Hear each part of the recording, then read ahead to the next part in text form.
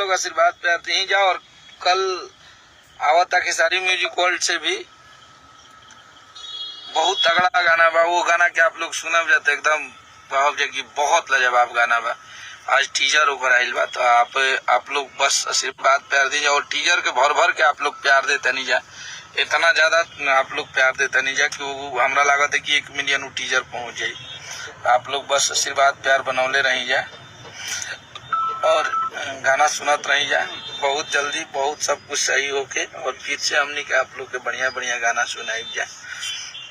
बढ़िया बढ़िया गाना आई तो आप लोग के परेशान नहीं क्यों के सब कुछ के सही तरीका और सही समय होला, सब कुछ सही हो जाए।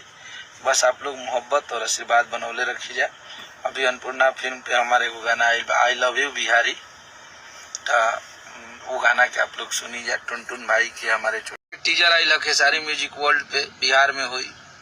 गाना बहुत तगड़ा बा, जौना में खेसारी भैया, शिल्पी राज और हमारे श्वेता महाराज जी उसमें फीचरिंग की हैं। और उसका म्यूजिक बनाया है हमारा छोटा भाई गोलू। और मेरे साथ जो गाने में है एक और राइटर, वो हमारा बक्सर का छोटा भाई है दीपक मतलबी, जो कि बहुत प्यारा